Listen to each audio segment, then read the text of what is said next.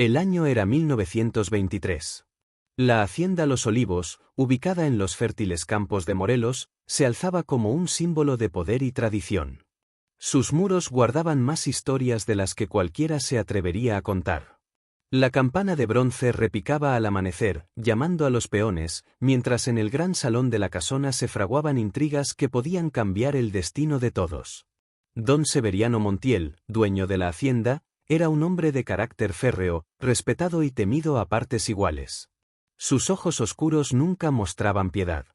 A su lado, su esposa, doña Matilde, guardaba un rencor secreto. Nunca había amado a Severiano, y en su juventud había entregado el corazón a otro hombre, un campesino humilde que desapareció misteriosamente.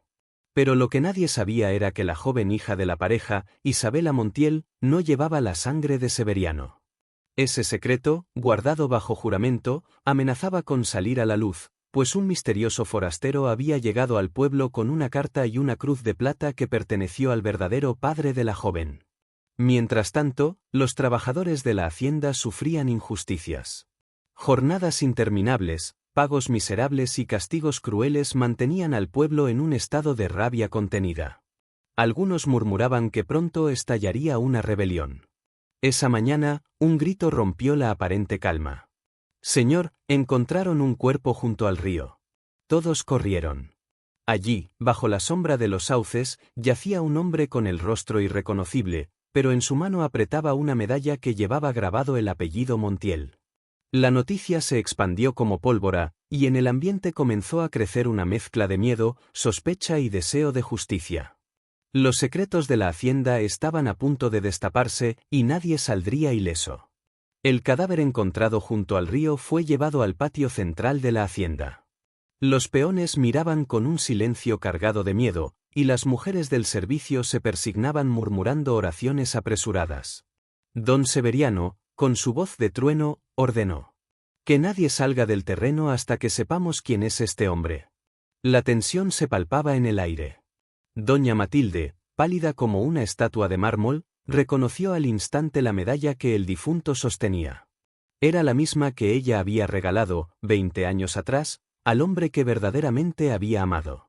Sintió que el suelo se abría bajo sus pies, pero guardó silencio, temiendo que su secreto saliera a la luz. Isabela, la hija, se acercó con curiosidad. Miró aquella medalla y preguntó: «Padre, ¿por qué este hombre tenía nuestro apellido?». Don Severiano se volvió hacia ella con una dureza que la atravesó como un cuchillo. «No es asunto tuyo, niña».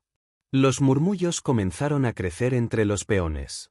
Se decía que el muerto podría ser alguien relacionado con el linaje Montiel, quizá un pariente oculto o un hijo bastardo. Otros aseguraban que era un emisario de los revolucionarios que todavía operaban en las montañas. Esa noche, cuando la luna iluminaba los corredores de piedra, doña Matilde se encerró en su habitación y sacó de un cofre antiguo una carta amarillenta. La letra temblorosa confirmaba sus peores sospechas. Aquel cadáver podía ser el hermano del hombre que ella había amado, venido desde lejos para reclamar lo que le correspondía. En el pueblo, mientras tanto, la rabia crecía. Muchos se preguntaban cuánto tiempo más soportarían los abusos de don Severiano. Había quien decía que el río había traído un mensaje de sangre, el tiempo de la sumisión estaba a punto de terminar. Y en medio de esa oscuridad, un forastero misterioso llegó al pueblo. Vestía de negro, con sombrero ancho y mirada desafiante. Nadie sabía su nombre, pero llevaba al cuello una cruz de plata idéntica a la que doña Matilde había visto desaparecer 20 años atrás. Su llegada marcaría el principio del derrumbe de los Montiel. El murmullo se extendió como pólvora por las calles polvorientas del pueblo. Había llegado un hombre extraño, montado en un caballo negro que parecía surgido de las sombras mismas. Nadie conocía su nombre, pero los ojos duros y la cruz de plata colgando de su cuello bastaron para despertar sospechas. En la cantina, los parroquianos se arremolinaron alrededor de él, curiosos y temerosos a la vez. El forastero pidió un vaso de mezcal, y sin levantar la voz, preguntó: «¿Qué saben del cadáver hallado en el río?». El silencio fue inmediato. Algunos bajaron la mirada, otros fingieron no haber oído. Hasta que un viejo campesino, con la lengua suelta por el alcohol, murmuró: Dicen que tenía la marca de los Montiel, y que su muerte no fue obra de Dios. El forastero apretó la mandíbula. En sus ojos brillaba una chispa de furia contenida. Terminó su bebida y salió sin despedirse. En la hacienda, Isabela observaba desde su balcón el camino iluminado por la luna. Había visto al forastero desde lejos, y sin saber por qué, un estremecimiento recorrió su cuerpo. Sentía que aquel hombre traía consigo un destino inevitable, una verdad que podría desgarrar la aparente solidez de su familia. Doña Matilde, al enterarse de la presencia del forastero, sintió el corazón golpearle con violencia. Reconocía en él los rasgos de un pasado que había jurado enterrar, la misma mirada de aquel hombre a quien había amado en secreto, el mismo porte orgulloso, la misma cruz que ella había besado tantas veces. Por la noche, mientras la hacienda dormía, el forastero se aproximó a la entrada con paso firme. Los guardias intentaron detenerlo, pero con una mirada y un gesto de la mano los hizo retroceder. «Vengo a hablar con don Severiano», dijo con voz grave. El patriarca lo recibió en el salón principal, rodeado de retratos familiares que parecían vigilar cada palabra. Hubo un largo silencio antes de que don Severiano rompiera la tensión. «¿Quién demonios es usted?». El forastero se quitó el sombrero lentamente, con un tono que heló la sangre de todos los presentes, respondió. «Soy el hijo que nunca quisieron reconocer». El eco de aquellas palabras retumbó en el salón de la hacienda como un trueno imposible de silenciar. Don Severiano se levantó de su silla de cuero con el rostro encendido, la mano temblorosa buscando la culata de su revólver, mientras doña Matilde sintió que el mundo entero se le venía abajo. «¿Mientes?», rugió Severiano, con una mezcla de furia y miedo. «No busco tu aprobación ni tu perdón», replicó el forastero con calma helada. «Solo vine a reclamar lo que me corresponde, y a desenmascarar la podredumbre que guardas bajo estas paredes». Isabela, que había bajado al salón al escuchar la discusión, observaba atónita aquella confrontación. El extraño que la había perturbado desde el primer instante resultaba ser nada menos que ¿su hermano? Su respiración se cortó y la garganta se le secó como si hubiese tragado arena ardiente. Doña Matilde, incapaz de soportar más, se adelantó entre ambos hombres. «¡Basta ya!», gritó con voz quebrada. «Es verdad. Él es tu hijo, Severiano. Lo tuviste con otra mujer antes de casarte conmigo, y jamás tuviste la hombría de reconocerlo». Las palabras quedaron suspendidas como cuchillos afilados. Severiano sintió que la vergüenza lo devoraba, pero su orgullo era aún más fuerte. «¿Y vienes ahora, después de tantos años, a reclamar tu lugar?», escupió con desdén. «Aquí no tienes cabida». El forastero se acercó lentamente, su cruz de plata brillando bajo la lámpara de aceite. «No vengo por tierras ni por riquezas», dijo con voz firme. «Vengo por justicia. Porque detrás de la muerte en el río hay secretos que se pudren, y todos ustedes lo saben». Isabela se llevó la mano al pecho, temblorosa. Una parte de ella quería rechazarlo, negarse a creer que ese hombre pudiera tener sangre de Montiel. Y sin embargo, otra parte, más profunda, sentía que aquel desconocido era el único con el valor de enfrentarse a la tiranía de su padre. Mientras tanto, en los pasillos de la hacienda, Esteban escuchaba en silencio, oculto tras una puerta. Su corazón latía desbocado, aquella revelación era más peligrosa de lo que podía soportar. Si el forastero lograba echar abajo el poder de Severiano, su propio destino se derrumbaría junto al de la familia que lo había protegido desde niño. Esa noche, los gritos en la hacienda no dejaron dormir a nadie. Y en el pueblo, el rumor se propagó como fuego en cañaveral: el bastardo de los Montiel había vuelto para reclamar lo suyo.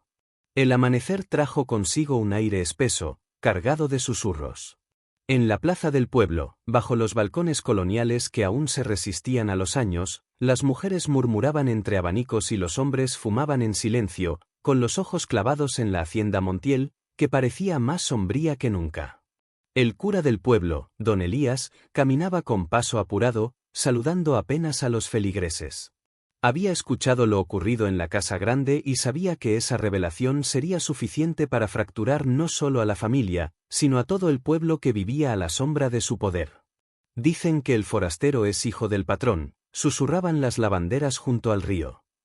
«Y que vino a quitarles lo que no es suyo». Al contrario, respondió otra. Tiene tanto derecho como los demás. Si es cierto, Severiano no es más que un hipócrita. Las voces se multiplicaban, y en cada esquina había una versión distinta del mismo escándalo. El pueblo, acostumbrado a obedecer ciegamente al hacendado, comenzaba a debatir lo impensable. ¿Y si el forastero era quien debía tomar las riendas? En la hacienda, Severiano no encontraba descanso. Sus hombres de confianza, los capataces que cuidaban los campos de caña, habían escuchado también la noticia. Algunos se mantenían leales, pero otros ya empezaban a titubear. El poder que siempre había sostenido con mano dura ahora se tambaleaba, amenazado por un pasado que creía enterrado. Isabela, encerrada en su habitación, no dejaba de pensar en el rostro del forastero. La mezcla de odio y fascinación la carcomía. ¿Cómo podía ser que el hombre que la había estremecido en silencio resultara ser su hermano? Todo en ella rechazaba esa verdad, pero cuanto más trataba de apartarla, más la perseguía. Doña Matilde, por su parte, lloraba en soledad. Sabía que aquel secreto terminaría por destruirlos, pero también sentía, en lo más hondo, un extraño alivio. La mentira que había cargado durante años al fin veía la luz. Mientras tanto, en la cantina del pueblo, Esteban se encontraba con Julián, el amigo de toda la vida que siempre había sido su confidente. Entre vasos de mezcal, le confesó su temor. Si el bastardo consigue el apoyo de los peones, todo lo que hemos construido se acabará, dijo con voz baja, mirando a su alrededor con cautela. No lo puedo permitir. Julián lo miró fijo, con una sonrisa torcida. Entonces tendrás que decidir de qué lado estás, porque pronto habrá guerra. Y en efecto, esa misma tarde, dos grupos comenzaron a formarse en el pueblo, quienes juraban fidelidad eterna a los Montiel y quienes, por primera vez, se atrevían a imaginar un futuro distinto, encabezado por el hijo olvidado. El pueblo estaba dividido, y las campanas de la iglesia repicaban con un sonido grave, como si anunciaran una tormenta que ya nadie podría detener. La noche cayó sobre el pueblo como un manto cargado de presentimientos. Desde los ventanales de la hacienda Montiel se veía la luz de las hogueras que los peones habían encendido cerca de los campos. No era la costumbre, nunca se reunían a esas horas. Pero esa noche no era una cualquiera, era el inicio de un levantamiento silencioso. Lucía, inquieta, se paseaba por los pasillos de la hacienda. El eco de sus pasos se mezclaba con el crujir de la madera vieja. Su corazón le decía que algo irreversible estaba a punto de suceder.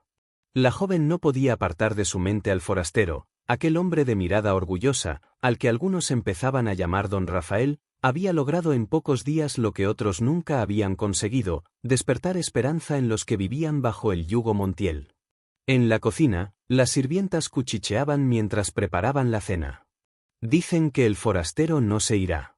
Que piensa quedarse y reclamar lo que es suyo, susurró una de ellas, mientras la otra hacía la señal de la cruz. Eso traerá sangre. Isabela irrumpió de pronto, con el rostro encendido. Basta de chismes, gritó.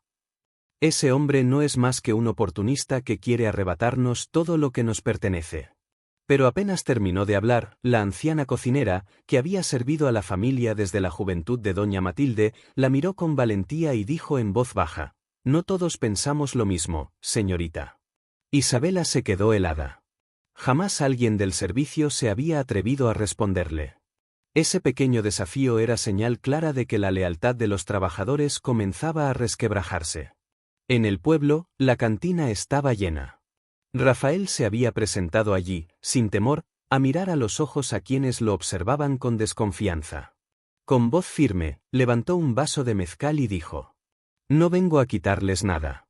Vengo a recuperar lo que me arrebataron. Vengo a demostrar que la justicia puede existir, incluso en esta tierra marcada por abusos. Un murmullo recorrió el lugar. Algunos lo aclamaron, otros lo maldijeron. Pero todos sabían que las palabras del forastero habían encendido una chispa peligrosa. Severiano, al enterarse de aquel discurso, golpeó la mesa de su despacho con tanta furia que la lámpara de petróleo cayó al suelo. No permitiré que ese bastardo mancille nuestro nombre. Rugió. Si quiere guerra, la tendrá. Esa misma noche mandó llamar a sus hombres de confianza y les ordenó prepararse. Había decidido usar la violencia para sofocar cualquier intento de rebelión. Doña Matilde, desde la penumbra del pasillo, escuchaba todo. El corazón se le partía al ver cómo su esposo estaba dispuesto a llenar de sangre la tierra que había heredado de su padre. En su interior sabía que solo había una salida: revelar toda la verdad antes de que la desgracia los consumiera. Mientras tanto, Lucía, incapaz de dormir, salió al balcón de su habitación. A lo lejos, vio una figura recortada contra la luna. Era Rafael, que cabalgaba rumbo a los campos. Y en ese instante, sin comprender del todo por qué, supo que su destino estaba ligado al de aquel hombre. La calma había terminado. El odio despertaba y con él, la promesa de una tormenta que arrasaría con todos. El sol aún no se levantaba cuando un estruendo de cascos retumbó en los alrededores de la hacienda Montiel. Los capataces de Severiano, armados con machetes y rifles, se desplegaron por los campos de caña. El patrón había ordenado una demostración de fuerza, convencido de que el miedo era el único lenguaje que entendían los peones. Rafael, al enterarse de los movimientos, reunió a un grupo de hombres que habían jurado apoyarlo. No todos estaban armados, pero llevaban el fuego de la dignidad en sus miradas. Eran campesinos cansados de años de abusos, hombres que habían visto morir a sus hijos por hambre mientras los Montiel se enriquecían. Al amanecer, ambos grupos se encontraron en un claro entre los campos. La tensión se podía cortar con un cuchillo. Rafael avanzó al frente de los suyos, erguido, con el sombrero bajo y la voz firme. «No queremos guerra, pero tampoco aceptaremos más abusos», gritó, señalando a Severiano, que venía montado en su caballo negro. Severiano sonrió con desprecio. «Eres un bastardo que no merece ni el polvo que pisas. Estos hombres me pertenecen, como me pertenece esta tierra». El silencio se rompió de golpe cuando uno de los capataces levantó el machete y avanzó contra un campesino. Rafael lo detuvo con un golpe certero, desatando una pelea generalizada. El sonido del acero chocando, los gritos y el crujir de la caña se mezclaron en un caos aterrador. Lucía, que había seguido a escondidas a Rafael, presenció todo desde una colina cercana. El corazón le martillaba el pecho. Cuando vio que Rafael estuvo a punto de ser derribado, no dudó, corrió hacia el pueblo para pedir ayuda al cura Elías. Isabela, en cambio, desde una ventana de la hacienda, observaba con los labios apretados. Algo en ella disfrutaba el espectáculo de violencia, como si el dolor ajeno fuera la confirmación de que todo estaba bajo control. Pero en el fondo, la idea de que Rafael pudiera morir la estremecía de un modo que no quería aceptar. La pelea duró lo que dura un vendaval. Los campesinos, aunque valientes, no pudieron contra los hombres armados de Severiano. Rafael fue herido en el brazo y obligado a retroceder. Antes de retirarse, levantó la voz entre el polvo y la sangre. «Esto no termina aquí. La verdad saldrá a la luz y el pueblo entero sabrá quién eres de verdad, Severiano Montiel». Esa amenaza quedó flotando en el aire como una sentencia. Cuando la calma volvió, los campos estaban regados de sangre. Algunos campesinos habían caído, otros fueron apresados. Severiano, enardecido, juró que al día siguiente todo aquel que apoyara al forastero sería castigado sin piedad. Doña Matilde, al enterarse de lo ocurrido, sintió que ya no podía callar más. Esa noche, frente al altar familiar, rezó con lágrimas en los ojos. «Perdóname, Señor, pero mañana diré la verdad». Lo que ella no sabía era que alguien la había escuchado desde la sombra del corredor, Isabela. Y aquella revelación iba a encender una llama aún más peligrosa. La madrugada llegó pesada, como si el aire mismo llevara consigo el eco de la violencia del día anterior. En la hacienda Montiel, la tensión era insoportable. Severiano apenas había dormido, sus ojos inyectados de sangre revelaban tanto furia como miedo. Doña Matilde, en cambio, había pasado la noche arrodillada, con los dedos entumidos por tanto rezar. Isabela, sin embargo, no había rezado ni llorado. Había escuchado lo suficiente para comprender que su madre ocultaba algo que podía cambiarlo todo. Su corazón latía con una mezcla de emoción y rabia. Si ese secreto existía, ella lo usaría, aunque tuviera que traicionar a su propia sangre. Madre, dijo al amanecer, entrando en la alcoba donde Matilde se encontraba con los ojos hinchados de cansancio. ¿Qué es eso que planeas revelar? Doña Matilde se sobresaltó. Quiso negar, inventar, callar, pero el tono frío de su hija la desarmó. Nada, hija. No es asunto tuyo. No me mientas, la interrumpió Isabela con dureza, acercándose hasta quedar frente a ella. Sé que guardas algo. ¿Algo sobre ese forastero? Rafael. El nombre resonó en la habitación como una campana fúnebre. Matilde bajó la mirada. El silencio fue suficiente confirmación para Isabela. Una sonrisa venenosa se dibujó en sus labios. Entonces es cierto, murmuró, dándole la espalda. Ese hombre es más de lo que aparenta. Y si su existencia puede destruirnos, entonces yo decidiré cómo usarlo. Mientras tanto, en el pueblo, Rafael se recuperaba de la herida en el brazo. Lucía había logrado convencer al cura Elías para que lo atendiera en la sacristía, lejos de los ojos de Severiano. El sacerdote, mientras limpiaba la sangre, murmuró. Hijo, lo que intentas hacer es peligroso. Los Montiel han gobernado este lugar con hierro durante generaciones. La gente los teme, pero también está cansada. Rafael apretó los dientes por el dolor, pero su voz salió firme. No vine a pedir permiso. Vine a reclamar lo que me pertenece y liberar a quienes sufren bajo ese yugo. Lucía lo miraba con admiración, aunque sabía que esas palabras podían costarle la vida. Y en su corazón se debatía entre la pasión que crecía por aquel hombre y el miedo de perderlo demasiado pronto. Esa misma tarde, Isabela apareció en la cantina del pueblo, un lugar al que nunca antes había puesto un pie. Su presencia llamó la atención de todos. Vestida con un traje de seda roja, caminó entre los hombres con un aire altivo hasta encontrar a Julián, el cómplice de Esteban. Necesito hablar contigo, le dijo, sin titubeos. Tengo información sobre Rafael que podría acabar con él para siempre. Julián la miró sorprendido, pero el brillo en los ojos de Isabela le hizo entender que aquella mujer no jugaba. Aceptó escucharla, mientras las miradas curiosas seguían a la señorita Montiel, preguntándose qué hacía la hija del patrón en un sitio como ese. En la hacienda, Severiano comenzó a notar la distancia de su esposa. Cada vez que intentaba hablarle, Matilde lo evitaba. Una sospecha amarga creció en su interior, ¿y si ella misma estaba detrás del alzamiento del forastero? El odio, el secreto y la ambición comenzaban a entrelazarse como serpientes alrededor de todos. Y en medio de ese laberinto, Rafael se fortalecía, sin imaginar que Isabela, con su veneno y su ingenio, se estaba convirtiendo en su enemiga más peligrosa. Isabela no había dormido. Su mente daba vueltas, calculando cada movimiento, cada palabra que debía usar para convertir el secreto de su madre en un arma que la pusiera a ella en el centro del poder de la hacienda. La mezcla de ambición y resentimiento era tan fuerte que la hacía temblar, pero no de miedo, de determinación. Se acercó a la biblioteca, donde sabía que Rafael solía reunirse con Lucía para trazar estrategias. Con pasos silenciosos, abrió la puerta y se encontró con ambos frente a un mapa de los campos de la hacienda. Rafael levantó la vista y su rostro se tensó al verla. «Isabela, ¿qué haces aquí?», preguntó, intentando ocultar su sorpresa. «He venido a hablar de la verdad», dijo ella, su voz dulce y peligrosa al mismo tiempo. «Esa verdad que tu madre guarda y que podría destruirlo todo». Rafael frunció el ceño.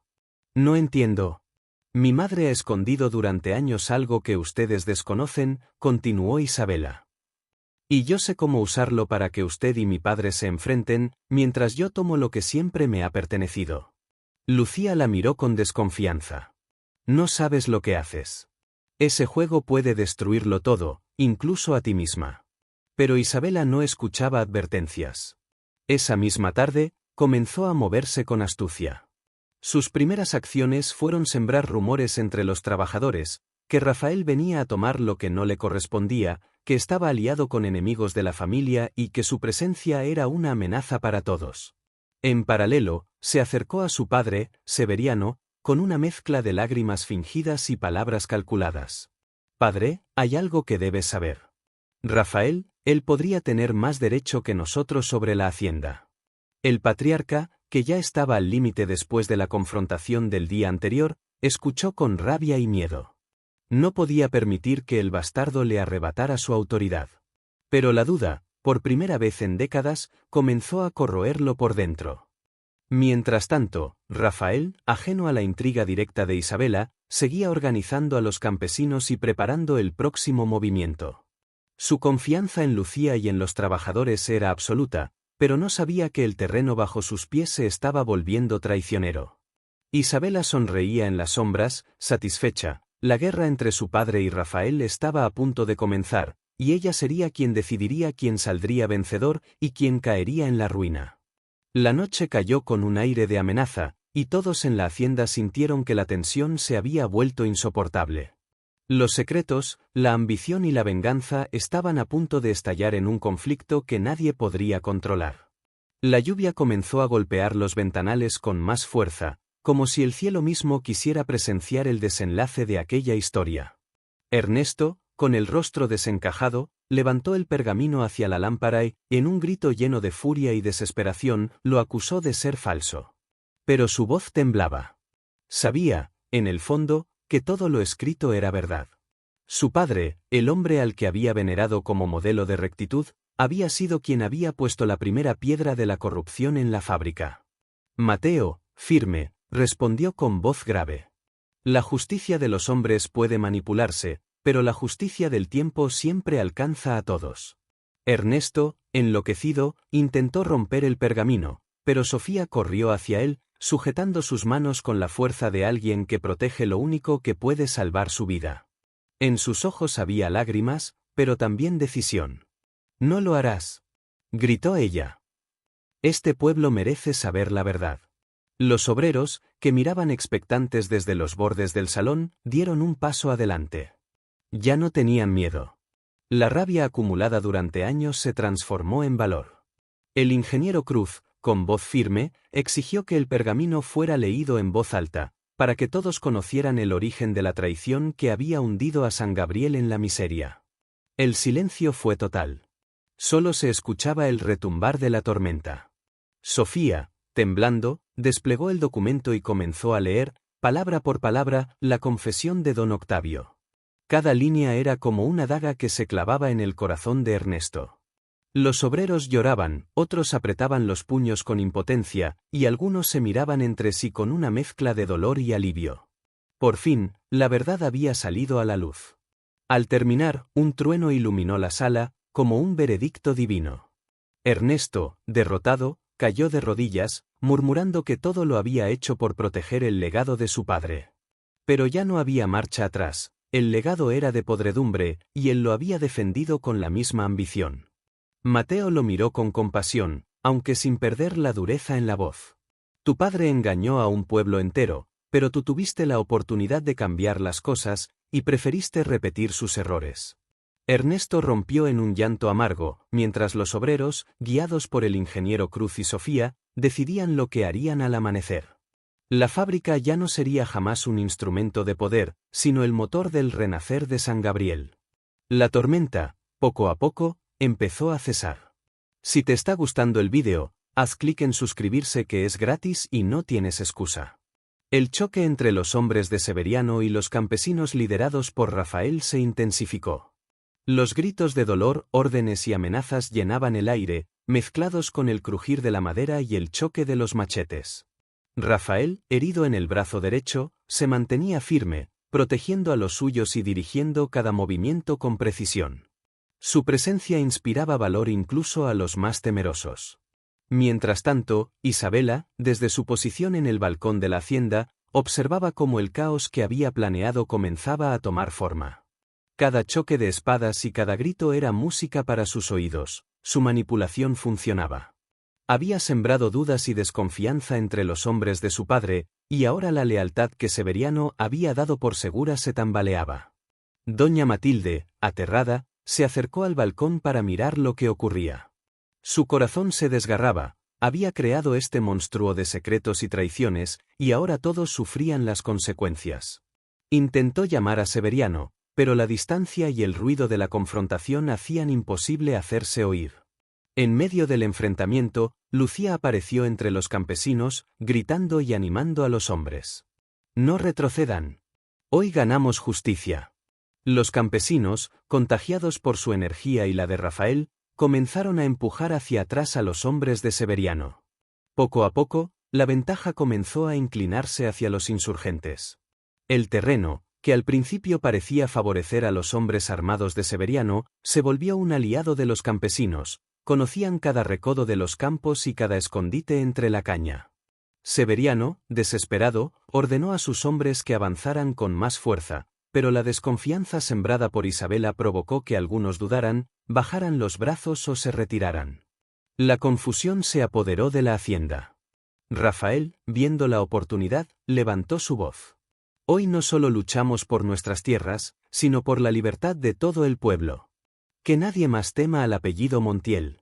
El grito resonó por toda la llanura, y con un último esfuerzo, los campesinos lograron romper la línea de Severiano, obligándolo a retroceder hasta la misma puerta de la hacienda. La primera victoria del pueblo había llegado, aunque el costo había sido alto, varios hombres heridos y la certeza de que la guerra estaba lejos de terminar. Esa noche, mientras la luna iluminaba los campos, Rafael reunió a los suyos alrededor del fuego. Sus palabras eran claras. «Hemos ganado la primera batalla, pero la lucha continúa. No podemos bajar la guardia». Y en la hacienda, Severiano contemplaba la humillación con furia contenida. Su mirada se cruzó con la de Isabela, y por primera vez, entendió que la verdadera amenaza no estaba solo en Rafael, sino en la hija que había confiado ciegamente. El amanecer trajo consigo un aire cargado de tensión. La hacienda Montiel estaba en silencio, como si contuviera el aliento ante lo que estaba por suceder. Rafael y Lucía habían pasado la noche planificando el siguiente movimiento. Sabían que la victoria del día anterior había sido solo un primer paso, y que ahora debían enfrentar la fuerza total de Severiano y la astucia de Isabela. Doña Matilde, por su parte, no podía guardar más secretos. Con el corazón palpitando, bajó a la sala principal donde Rafael la esperaba, rodeado por algunos de los campesinos que habían luchado a su lado. «Rafael», comenzó ella, con voz temblorosa. «Hay algo que debes saber, algo que cambiará todo lo que crees sobre esta familia». Rafael la miró fijamente, notando la gravedad en su tono. Lucía permanecía a su lado, lista para apoyarlo. «Mi hijo», continuó Matilde. «Rafael, eres hijo legítimo de esta casa. Tu padre, tu verdadero padre, fue un hombre justo que murió sin ver este caos. Lo que Severiano ha hecho es apropiarse de lo que no le pertenece». Un silencio absoluto llenó la sala. Los campesinos se miraron entre sí, sorprendidos. Rafael se quedó sin palabras, procesando la revelación que explicaba tantos años de misterio y dolor. En ese instante, Isabela apareció en el umbral, con su elegante vestido rojo y su mirada calculadora. «¿Así que todo se descubre, madre?», dijo, con un hilo de sarcasmo. «Qué conveniente para algunos». Severiano irrumpió entonces, furioso. «Basta. Todo esto es mentira», gritó, pero su voz carecía de la convicción que había tenido antes. Los murmullos de los campesinos y los trabajadores que estaban presentes llenaban la sala, confirmando que nadie confiaba ya en sus palabras. Rafael dio un paso adelante, con el brazo derecho vendado, y alzó la voz. «Hoy termina la mentira, Severiano. Hoy se hace justicia».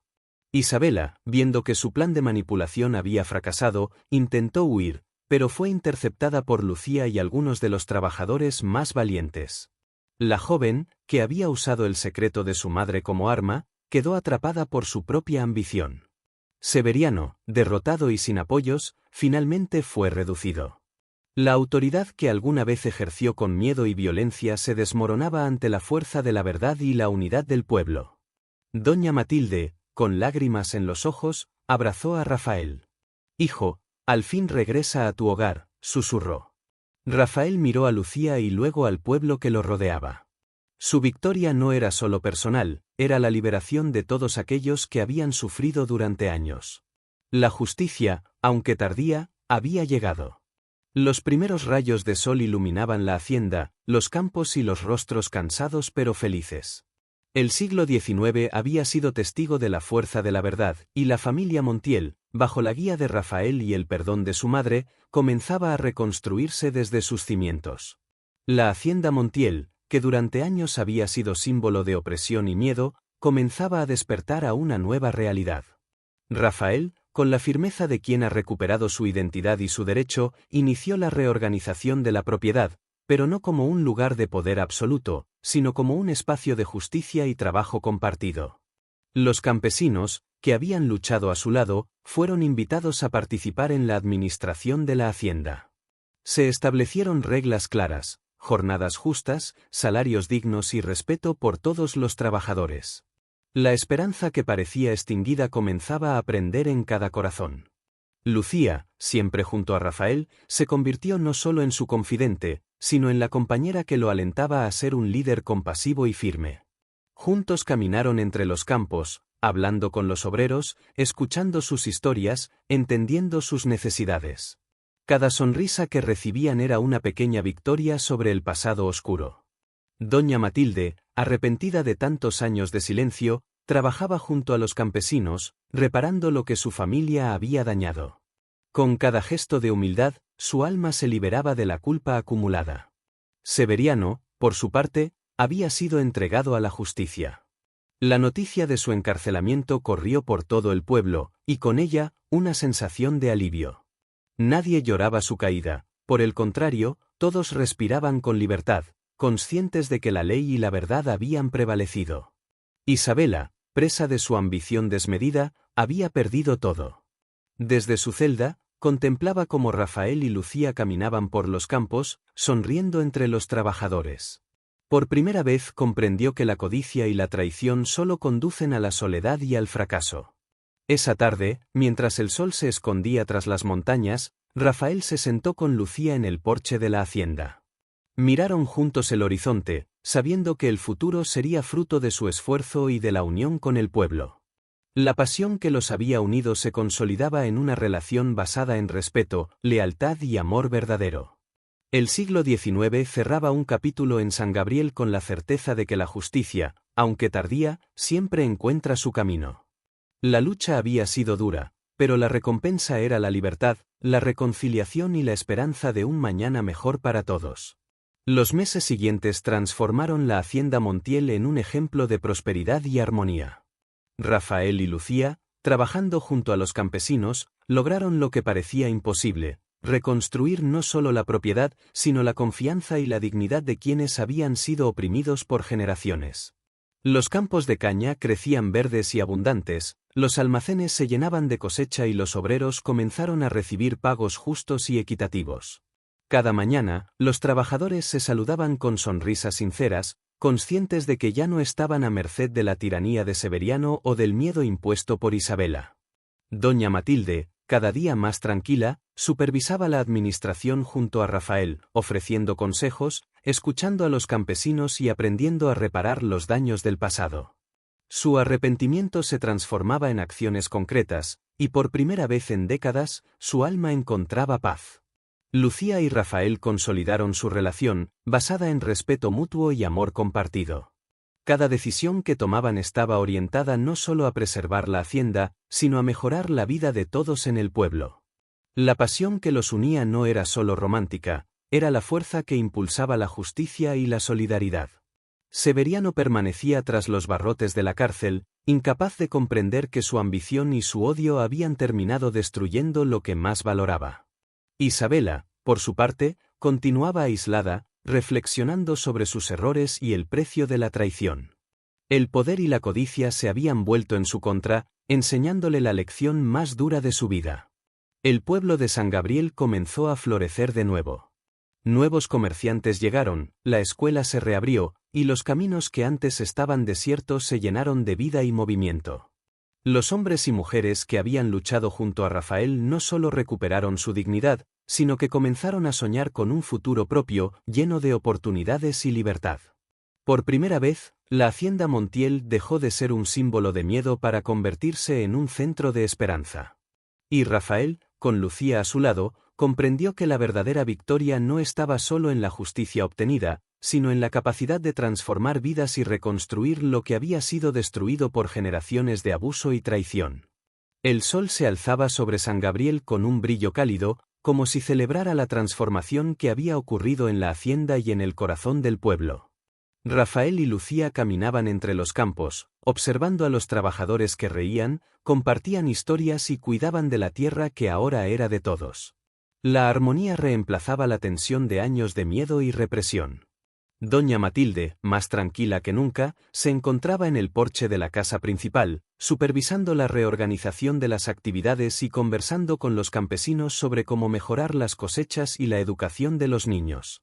La culpa que había pesado sobre su alma durante décadas había comenzado a desvanecerse con cada gesto de justicia y apoyo que ofrecía.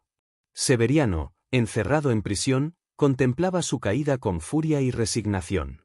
Por primera vez, entendía que su ambición y crueldad habían destruido todo lo que había intentado controlar. Isabela, aislada en otra celda, meditaba sobre sus errores. La codicia y la traición la habían llevado a la soledad, enseñándole que el poder sin ética y sin amor no tiene valor. El pueblo, que había sido testigo de la lucha de Rafael y de su firmeza, celebraba la libertad que por fin les pertenecía. Se construyeron escuelas, se reabrieron mercados y se fortaleció la comunidad. Cada persona comprendía que la justicia, aunque tardía, siempre llega, y que la unión frente a la opresión es la fuerza más poderosa. Rafael y Lucía, al caer la tarde, se sentaron en el porche principal de la hacienda, tomados de la mano. La pasión que los había unido durante la lucha ahora se consolidaba en un amor profundo, basado en respeto, confianza y gratitud mutua. Sus miradas se encontraron, y en silencio comprendieron que todo el sufrimiento, la traición y el peligro habían valido la pena para alcanzar este momento. La hacienda Montiel, antes símbolo de miedo y abuso, ahora representaba esperanza, justicia y renovación. Rafael, con la guía de Lucía y el apoyo del pueblo, lideraba un futuro donde la opresión nunca volvería a tomar el control. El siglo XX comenzaba para San Gabriel con un aire de libertad y prosperidad. La verdad había triunfado, la justicia había sido servida, y el amor había sobrevivido a la traición y al odio. La saga de la familia Montiel terminaba con la certeza de que incluso los tiempos más oscuros pueden dar paso a un mañana lleno de luz, reconciliación y felicidad. Fin. Y recuerda, si te ha gustado el vídeo, haz clic en suscribirse que es gratis y no tienes excusa.